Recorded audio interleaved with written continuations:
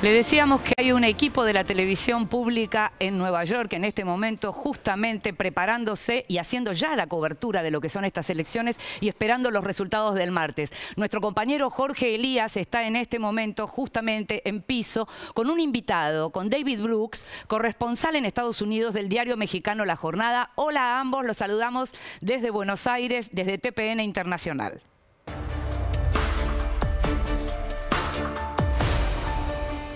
Buenas tardes, aquí efectivamente estamos en Nueva York, el Empire State a nuestras espaldas, una sirena que seguramente llegará también de fondo. Esto es Nueva York City, la ciudad de Nueva York, en momentos previos a las elecciones en las cuales, bueno, se corta el aire con tijera. Por un lado, por supuesto, por la puja entre los dos candidatos que harán campaña hasta ultimísimo momento, el mismo lunes terminan, un día antes de las elecciones, y también por la posibilidad anunciada ayer por el gobierno de que podría haber algún tipo de molestia, algún tipo de ataque. Hablamos de ciberataques por un lado y hablamos de la posibilidad concreta de un atentado, esto por supuesto tomado con pinzas, sobre todo porque no se sabe muy bien de dónde viene la amenaza, al parecer de Al Qaeda en Afganistán, donde curiosamente en este momento, en coincidencia, los Estados Unidos han anunciado que mataron a un líder de ese grupo justamente en ataques aéreos. Esto es la previa de las elecciones y tenemos el gusto de estar aquí con David Brooks, como bien decías, corresponsal de La Jornada de la Ciudad de México, corresponsal en los Estados Unidos, y bueno, el placer de tenerte aquí y de poder tener además las dos miradas, David. Sí. Es decir, la mirada de los Estados Unidos y también la mirada desde México, sobre todo frente a un fenómeno, fenómeno negativo por un lado y fenómeno que también representa a la sociedad norteamericana, que es Donald Trump. ¿Cómo se vive en estos momentos? Aquí creo que hay un par de factores que son los más importantes de que esta es una elección en donde participan los dos candidatos más repudiados, más reprobados por la mayoría del electorado de Estados Unidos. Hace un par de días hubo una encuesta de CBS News diciendo que 8 de cada 10 electores están asqueados con la contienda.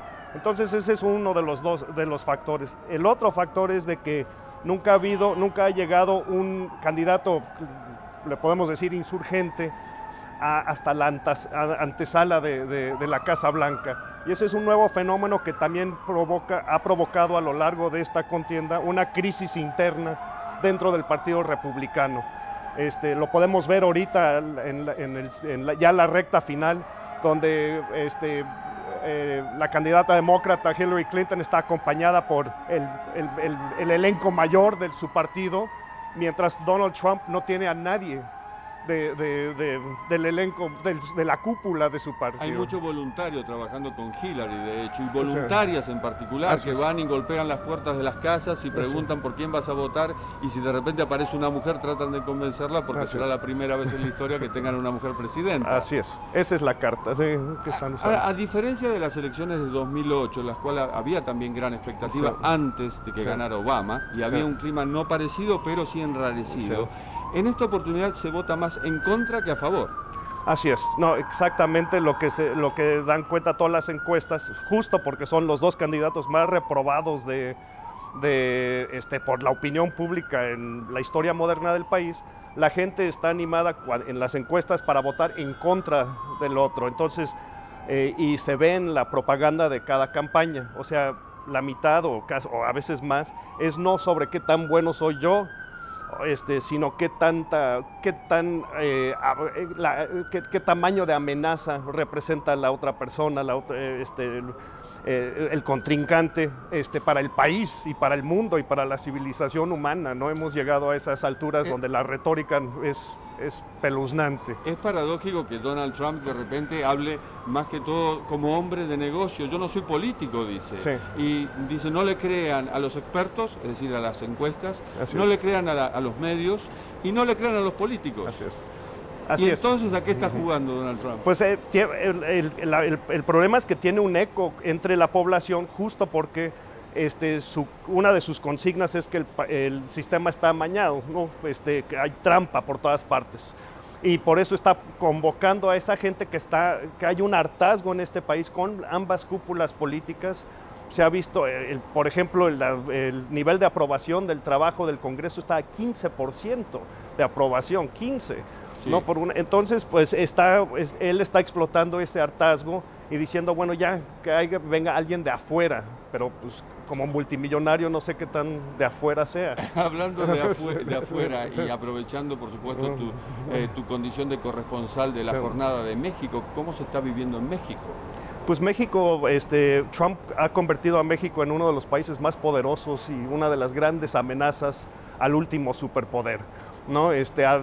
Arrancó su campaña diciendo que los mexicanos somos violadores, criminales, etcétera. Así arrancó, fue su primer discurso aquí a unas cuadras en Trump Tower, ¿no? Y acabó diciendo que un multimillonario mexicano, uno de los hombres más ricos del mundo, Carlos Slim, también es parte de un complot de propaganda en su contra, ¿no? Entonces parece que México somos muy poderosos, pero México ha estado al centro por él del debate interno de Estados Unidos, tanto por los inmigrantes, por el muro, por el viaje que hizo a México, que es el único viaje que hizo al exterior uno de los candidatos, ¿no?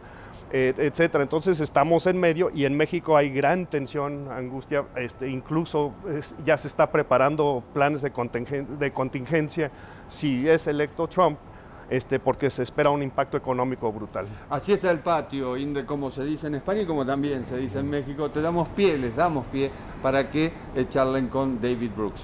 Muchas gracias, David. Soy Inde Pomerania. Aquí lo que quería preguntarte era ¿hasta qué punto Donald Trump lo ves como un emergente de lo que fue la crisis del 2008-2009, digamos, como un representante de lo que parecía que se había superado? Así es, creo que él ha explotado mucho las secuelas de lo que se llama la gran recesión, la gran crisis en Estados Unidos, aunque ha habido una recuperación económica. El factor clave aquí para entenderla es que ha habido una concentración de la riqueza brutal, ¿no? Que los más ricos han obtenido casi el mayor porcentaje del tesoro que se ha rendido en el crecimiento económico y en la recuperación.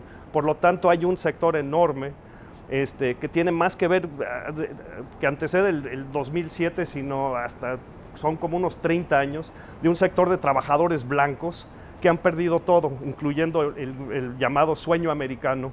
Y ese hartazgo, esa furia, esa ira es lo que se ve detrás, que es el combustible de la campaña de Trump, como lo fue anteriormente en una expresión progresista de Bernie Sanders durante las elecciones internas. José.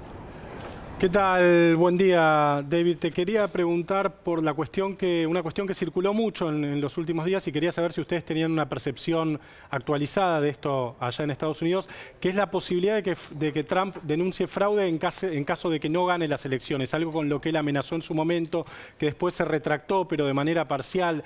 ¿Qué es lo que se está diciendo ahora alrededor de esto? Él sigue sin decir clara y explícitamente de que él reconocerá los resultados del 8 de noviembre.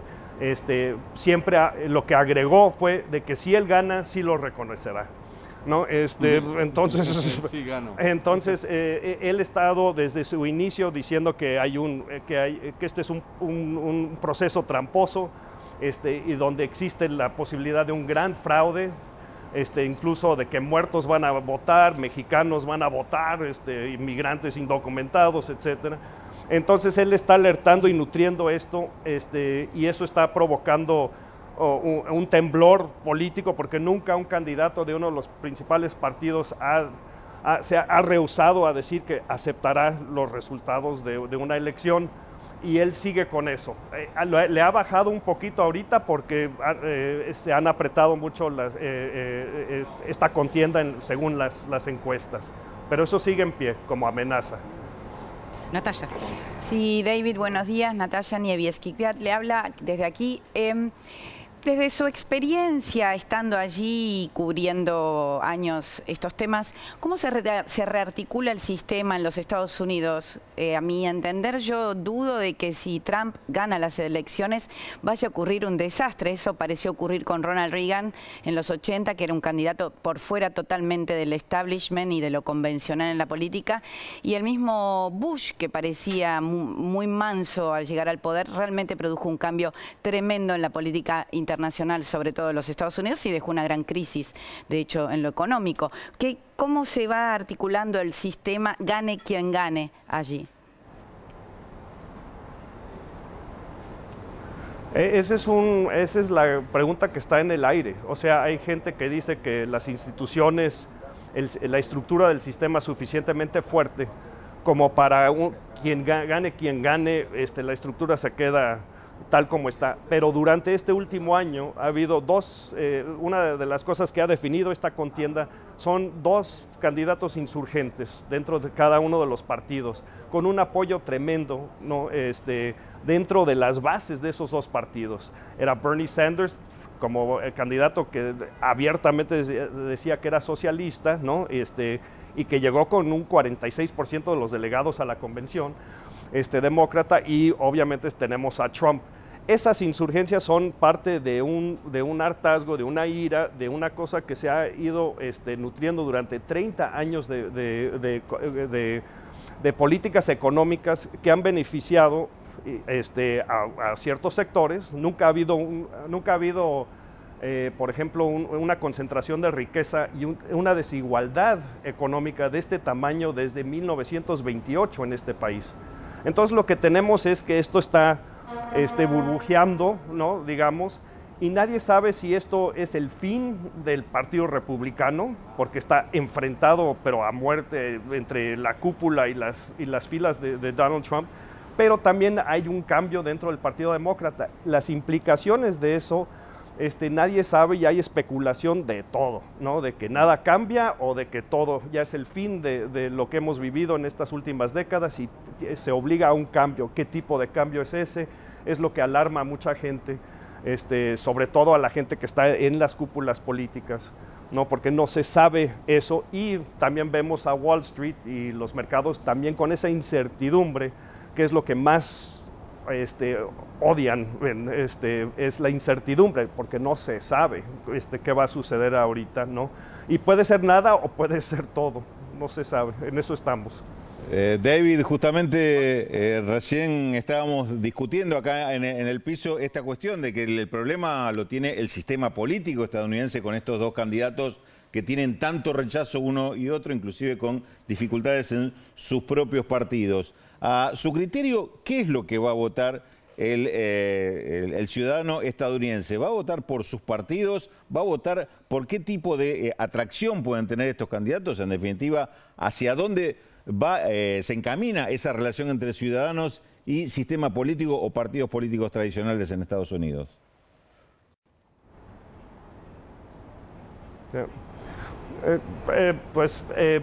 Como habíamos dicho, y aquí al inicio, lo que estamos viendo es no necesariamente un voto a favor de ninguno, sino un voto en contra.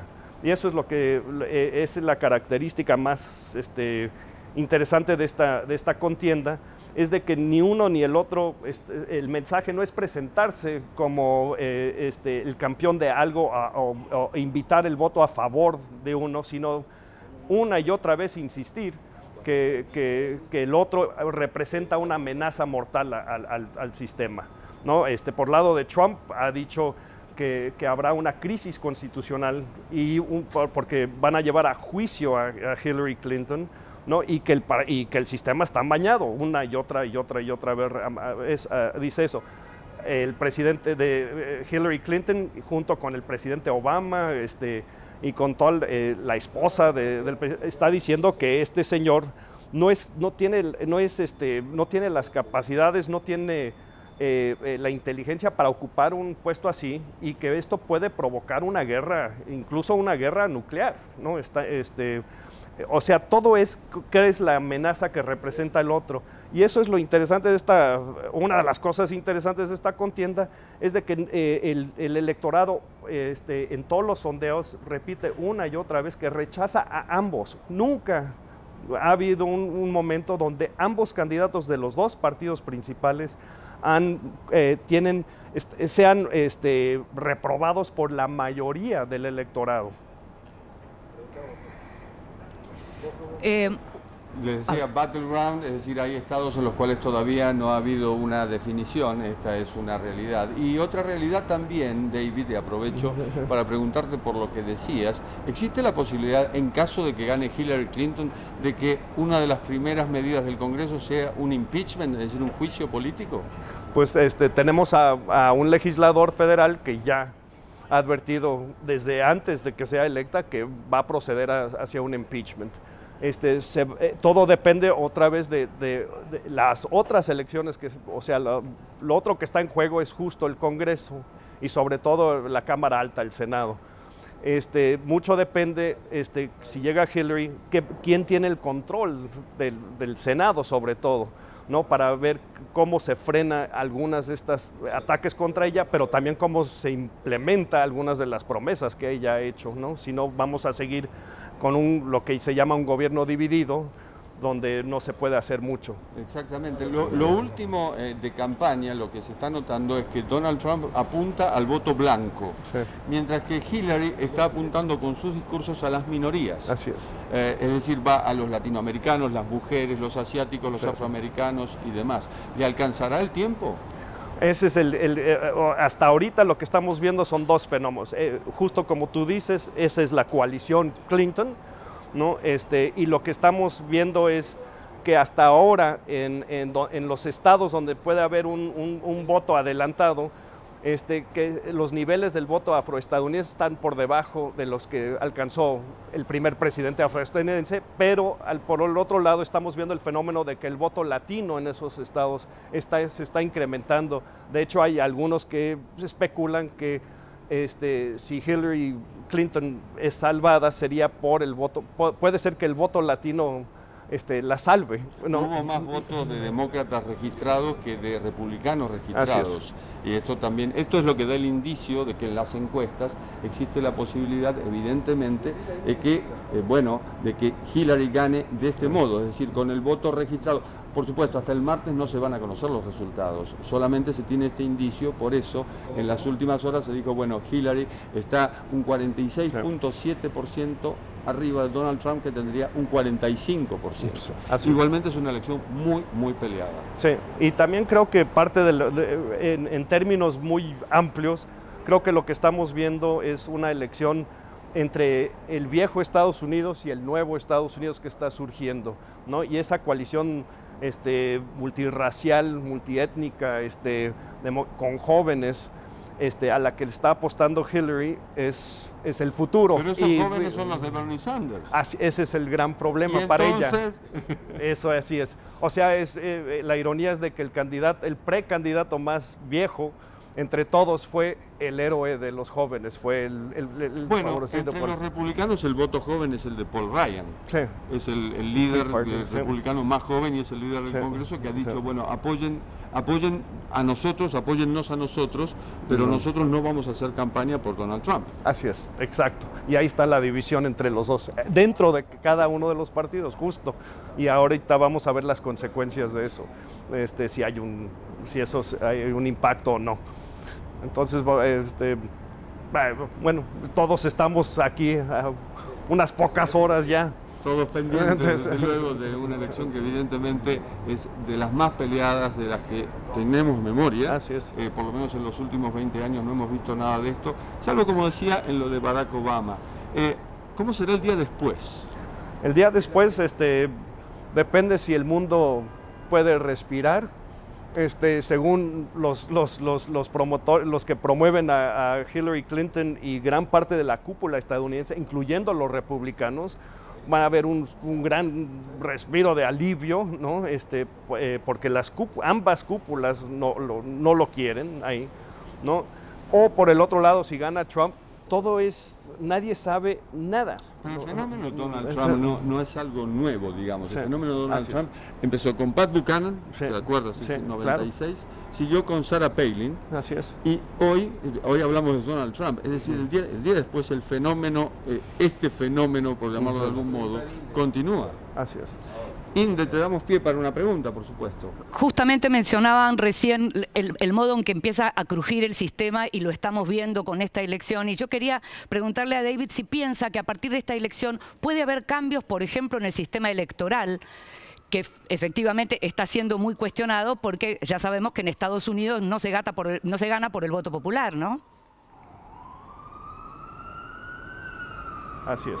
Es decir, cada 4 años está esa pregunta en el aire y todo mundo insiste que ya es hora de reformar un sistema donde un candidato a la presidencia no es electo directamente y donde, por ejemplo, en la elección del 2000 entre Al Gore y George W. Bush, Gore ganó el voto popular nacional, pero perdió la presidencia porque es el colegio electoral y los 270 votos que se requieren ahí, lo que hace uno es lo que le da a uno las llaves a la Casa Blanca. Entonces, siempre hay una insistencia sobre reforma, pero también hay, el sistema electoral estadounidense está muy dañado por varios lados. Uno es esa cosa estructural que tiene desde su origen. Otra es la idea de que son 50 elecciones simultáneas, no una nacional, la que en verdad se está, y en cada uno de esos estados hay reglas diferentes, etcétera. Y la otra gran cosa es el dinero en la elección. O sea, esta es la elección más cara en la historia, tal vez del mundo. Están gastando como nunca. Antes y por dinero que, entre comillas, oscuro, o sea, no se sabe exactamente, no se puede identificar el origen de ese dinero y es legal, ¿no? Entonces, el papel del dinero es una cosa muy criticada y sigue siendo criticada y al mismo tiempo la gente que lo critica son los que están aceptando ese dinero. Les comento algo, las campañas de Donald Trump y de Hillary Clinton envían constantemente correos electrónicos pidiendo dinero. La de Hillary Clinton arranca pidiendo $3, como lo hacía Obama en el 2008 y 2012. La de Donald Trump arranca pidiendo $250 y va para abajo. La de Hillary va para arriba. David, un placer haberte tenido aquí. No, con todo gusto. Nos despedimos entonces, Inde, desde aquí, desde Nueva York, donde seguiremos, por supuesto, cubriendo estas elecciones. Muchísimas gracias, Jorge Elías, que está junto con un equipo de la televisión pública. Gracias, David Brooks. Jorge está con un equipo en el que están también Gabriela Castaño, Edmundo Corrales, Gustavo Boxler y nuestro productor Francisco Ali Brochu.